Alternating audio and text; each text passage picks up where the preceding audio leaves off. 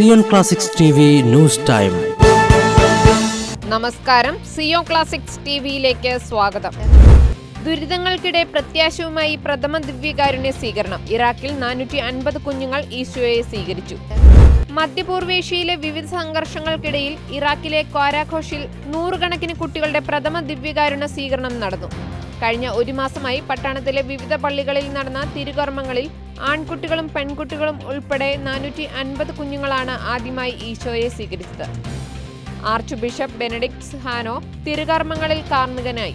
നിർബന്ധിത നാടുകടത്തൽ മൂലം അനുഭവിച്ച നിരവധിയായ കഷ്ടപ്പാടുകൾക്കിടയിലും പൂർവീക മാതൃരാജ്യത്തിലേക്ക് മടങ്ങാനുള്ള ക്രൈസ്തവരുടെ ദൃഢനിശ്ചയത്തെയും ഉറച്ച വിശ്വാസത്തെയും ആർച്ച് ബിഷപ്പ് പ്രശംസിച്ചു. ഈ കുട്ടികൾ വിശ്വാസത്തിൽ ക്രിസ്തുവിന്റെ ശരീരം സ്വീകരിക്കുന്നത് കാണുമ്പോൾ നമ്മുടെ കുടുംബങ്ങൾ വിശ്വാസ പ്രതിബദ്ധതയിൽ ഉറച്ചു നിൽക്കുന്നുവെന്ന് നമുക്ക് മനസ്സിലാകും.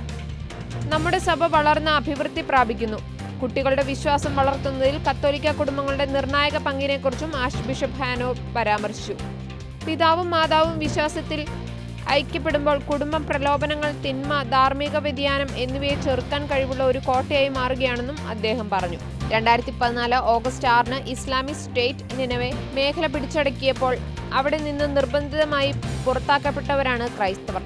വിശ്വാസം സംരക്ഷിക്കുന്നതിനായി അവർ തങ്ങളുടെ വീടുകളും സ്വത്തുക്കളും സംരക്ഷിക്കുവാൻ തയ്യാറായി. വിശ്വാസത്തിനു വേണ്ടി ആയിരക്കണക്കിന് ക്രൈസ്തവരാണ് ഇക്കാലയളവിൽ പീഡിപ്പിക്കപ്പെട്ടത്. ഇറാഖിന്റെ വടക്കൻ നിനവെ പ്രത്യാശയിൽ സ്ഥിതി ചെയ്യുന്ന സിറിയയിലെ ബാഗ്ദേദ എന്നറിയപ്പെടുന്ന സ്ഥലം ഇപ്പോഴും രാജ്യത്തെ ഏറ്റവും വലിയ ക്രിസ്ത്യൻ പട്ടണങ്ങളിൽ ഒന്നാണ്. എന്നാൽ 2014 മുൻപ് ഏകദേശം 60,000 ആയിരുന്ന ക്രിസ്ത്യാനികളുടെ എണ്ണം ഇന്ന് മേഖലയിൽ 30,000 കുറഞ്ഞു. കൂടുതൽ ക്രിസ്തീയ വാർത്തകൾക്കായി ഈ ചാനൽ മറക്കാതെ സബ്സ്ക്രൈബ് ചെയ്യുക.